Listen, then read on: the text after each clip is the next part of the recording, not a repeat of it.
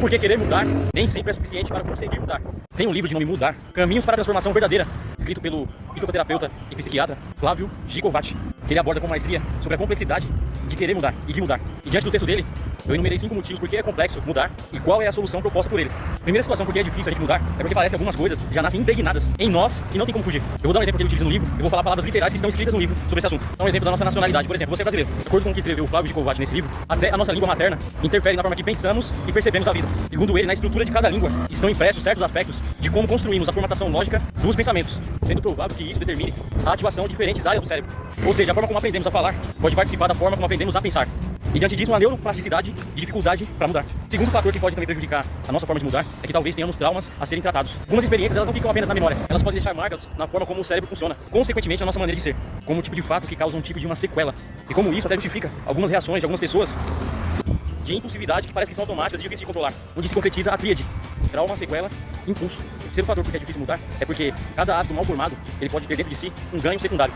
Mesmo um comportamento que nos prejudica, dentro dele pode ter alguma vantagem, ainda que seja secundária. E nós temos que ter discernimento para saber que ganho secundário é esse. E qual é essa pequena vantagem que não faz você largar totalmente aquilo que te faz mal, primeiramente. O quarto fator porque é difícil mudar é em caso de dependência química ou psicológica, onde se concretiza o termo técnico que se chama fissura. Quando algo vira fissura, se trata de uma vontade intensa e difícil de controlar. Como no caso de dependência química, onde desintoxicação vai envolver um processo químico dentro do organismo. Isso mostra também que toda mudança não depende apenas só da total força de vontade. Quando algo vira químico, vira algo mais complexo, isso deve ser levado em consideração. Agora, quinto e último, porque é difícil mudar, e essa eu achei a mais inusitada e diferenciada de todas, é que o autor, ele defende que nós carregamos dentro de si o medo da felicidade. E isso é mais profundo do que você imagina, porque o medo da felicidade, ele está ligado com o trauma do nosso nascimento quando viemos à Terra, segundo Flávio Gikovati. Basicamente, ele defende assim: a ideia é que existia uma condição de conforto total no útero da nossa mãe, e de repente veio uma separação dessa condição. E através disso, se instalou um registro definitivo no sistema nervoso.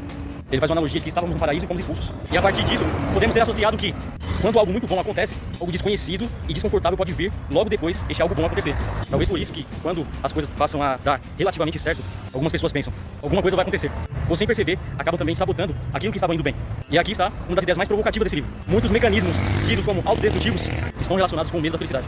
E qual é a solução que o autor propõe? O autor propõe que a mudança ocorre pelo fortalecimento da razão, como uma ferramenta crucial de substituição dos padrões neurais antigos. Nas palavras dele, o fortalecimento da razão é o que propicia mais resultados. Ela sobrepõe a conexões neurais que foram construídas através do tempo. E se uma pessoa, através de um diagnóstico ou de um trauma, é capaz de parar algo de um dia para a noite, isso também é possível de forma preventiva através do fortalecimento da razão. Então, resumindo, mudar é ensinar a razão a ocupar o lugar onde os velhos padrões habitavam. Eu tenho uma frase comigo, Rosenil: se não mudar, não muda. Se continuar, continua.